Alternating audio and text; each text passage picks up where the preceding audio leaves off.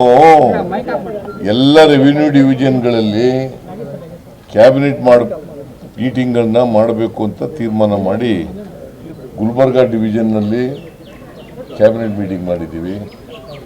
Mysuru ಡಿವಿಷನ್ನಲ್ಲಿ cabinet meeting ಮಾಡಿದ್ದೀವಿ. ಇವತ್ತು Bengaluru ಡಿವಿಷನ್ನಲ್ಲಿ cabinet meeting ಮಾಡ್ತಾ ಇದ್ದೀವಿ. ಇನ್ನು ಸ್ವಲ್ಪ ದಿನ ಆದಮೇಲೆ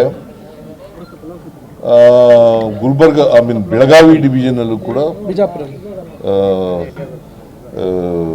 ಕ್ಯಾಬಿನೆಟ್ ಮೀಟಿಂಗ್ ಮಾಡ್ತೀವಿ. ಅದು ಬಿಜಾಪುರದಲ್ಲಿ ಮಾಡಬೇಕು ಅಂತೇಳಿ ಈಗಾಗಲೇ ಸಲಹೆ ಬಂದಿದೆ. ಅಲ್ಲಿ ಮಾಡ್ತೀವಿ ಬಿಜಾಪುರದಲ್ಲಿ. ನಂದಿ ಬೆಟ್ಟದಲ್ಲಿ ಇವತ್ತು ಬೆಂಗಳೂರು ಡಿವಿಷನ್ನು ಕ್ಯಾಬಿನೆಟ್ ಮೀಟಿಂಗು ಬರೀ ಚಿಕ್ಕಬಳ್ಳಾಪುರ, ಕೋಲಾರ, ಬೆಂಗಳೂರು ರೂರಲ್ ಅಲ್ಲ, ಬೆಂಗಳೂರು ಡಿವಿಷನ್, ರೆವಿನ್ಯೂ ಡಿವಿಷನ್. ಈ ಭಾಗದ ಜನದ ಏನಾದರೂ ನಿರೀಕ್ಷೆಗಳು ಸರ್? ನೋಡಪ್ಪ, ಕ್ಯಾಬಿನೆಟ್ನಲ್ಲಿ ನಾವು ಏನು ಹೇಳಿದ್ದೀವಿ, ಅಲ್ಲ ಬಜೆಟ್ನಲ್ಲಿ ಏನು ಹೇಳಿದ್ದೀವಿ, ಆ ಬಜೆಟ್ನ ಕಾರ್ಯಕ್ರಮಗಳನ್ನು ಇಲ್ಲಿ ಮಾಡ್ತೀವಿ. ಸಣ್ಣ ಪುಟ್ಟ ಕೆಲಸಗಳಿದ್ರೆ ಈ ಜಿಲ್ಲೆಗಳಲ್ಲಿ ಮಾಡಿಕೊಡ್ತೀವಿ. ಸರ್, ತಾವು ಡಿ.ಸಿ.ಎಂ ಅವರಿಂದ ಶಕ್ತಿ ಪ್ರದರ್ಶನ, ಒಗ್ಗಟ್ಟಿನ ಪ್ರದರ್ಶನ ಮಾಡಿದ್ರೆ ಯಾವಾಗಲೂ ಬಿಜೆಪಿಯವರು ಯಾರೂ ನಂಬಲ್ಲ, ನೀನೇ ನಂಬಲ್ಲ. ಬಿಜೆಪಿಯವರು ನಂಬೋದೇ ಇಲ್ಲ. ಅವರು ಯಾವಾಗಲೂ ಸುಳ್ಳು ಮಾತ್ರ ನಂಬ್ಕೊಳ್ಳೋದು. ಅವರು ಸತ್ಯ ಯಾವತ್ತೂ ನಂಬಲ್ಲ, ನೀನು ನಂಬಲ್ಲ. ಅದರಿಂದ ಬಿಜೆಪಿಯವರು ಏನು ಹೇಳ್ತಾರೆ ಅನ್ನೋದು, ಅವರು ಸುಳ್ಳು ಹೇಳೋದ್ರಲ್ಲಿ ನಿಸ್ಸೀಮರು.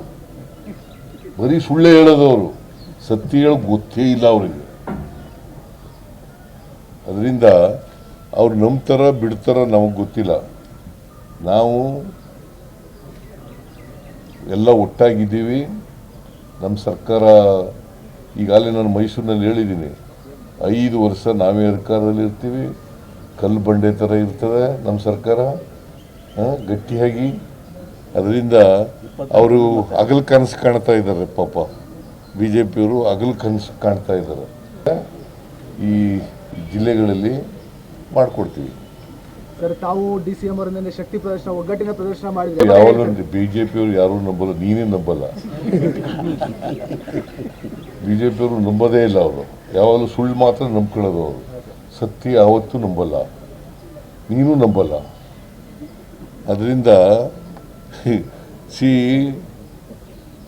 ಬಿಜೆಪಿಯವರು ಏನು ಹೇಳ್ತಾರೆ ಅನ್ನೋದು, ಅವರು ಸುಳ್ಳು ಹೇಳೋದ್ರಲ್ಲಿ ನಿಸ್ಸೀಮರು. ಬರೀ ಸುಳ್ಳು ಹೇಳೋದು. ಅವರು ಸತ್ಯ ಹೇಳೋದು ಗೊತ್ತೇ ಇಲ್ಲ ಅವರಿಗೆ. ಅದರಿಂದ ಅವ್ರು ನಂಬ್ತಾರ ಬಿಡ್ತಾರ ನಮಗೆ ಗೊತ್ತಿಲ್ಲ. ನಾವು ಎಲ್ಲ ಒಟ್ಟಾಗಿದ್ದೀವಿ. ನಮ್ಮ ಸರ್ಕಾರ ಈಗಾಗಲೇ ನಾನು ಮೈಸೂರಿನಲ್ಲಿ ಹೇಳಿದ್ದೀನಿ, 5 ವರ್ಷ ನಾವೇ ಅಧಿಕಾರದಲ್ಲಿ ಇರ್ತೀವಿ. ಕಲ್ಲು ಬಂಡೆ ಥರ ಇರ್ತದೆ ನಮ್ಮ ಸರ್ಕಾರ, ಗಟ್ಟಿಯಾಗಿ. ಅದರಿಂದ ಅವರು ಹಗಲು ಕನಸು ಕಾಣ್ತಾ ಇದ್ದಾರೆ. ಪಾಪ ಬಿ ಜೆ ಪಿಯವರು ಹಗಲು ಕನಸು ಕಾಣ್ತಾ ಇದ್ದಾರೆ. ಅವರು ಅಧಿಕಾರದಲ್ಲಿ ಇದ್ದಾಗ ಏನೂ ಮಾಡಲಿಲ್ಲ. ಏನಾದ್ರು ಮಾಡಿದ್ರ? ಇಂಥದ್ದು ಮಾಡಿದ್ದೀವಿ ಅಂತ ಹೇಳಿ ನೋಡೋಣ. ನಮ್ಮ ಡಿ ಕೆ ಶಿವಕುಮಾರ್ ಹೇಳ್ತೇನೆ, ಸಾಕ್ಷಿ ಗುಡ್ಡೆ ಕೊಡಿ, ಬಿಟ್ಬಿಟ್ಟು ಹೋಗಿ ಅಂತ. ಏನು ಸಾಕ್ಷಿ ಗುಡ್ಡೆ ಬಿಟ್ಟು ಹೋಗಿದ್ದಾರೆ ಅವರು? ನೀರಾವರಿ, ಇರಿಗೇಷನ್ನು,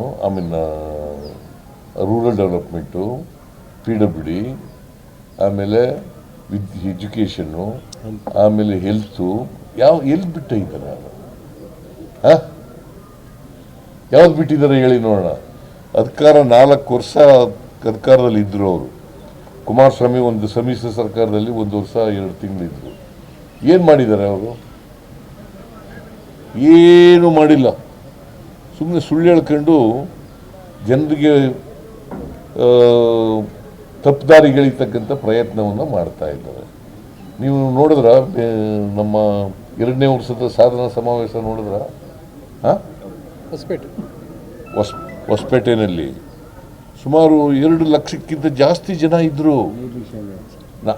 3 ಲಕ್ಷಕ್ಕಿಂತ ಜಾಸ್ತಿ ಜನ ಇದ್ರು. ಮಳೆ ಇದ್ರೂ ಬಂದಿದ್ರು ಕೂಡ ಇದ್ರು. ಆಮೇಲೆ ಒಳಗಡೆ ಬರೋಕ್ಕಾಗಲಿಲ್ಲ. ಭಾಳ ಜನ ಸುಮ್ಮನೆ ಬರ್ತಾರ. 1 ಲಕ್ಷ ಜನಕ್ಕೆ ಸೌಲಭ್ಯ. ಬಿಜೆಪಿಯವರ ಅವನೇ ಸುಮ್ಮನಿದ್ದಾನೆ, ನೀವೇ ತಿರುಗ್ತಾ ಇದ್ದೀವಿ.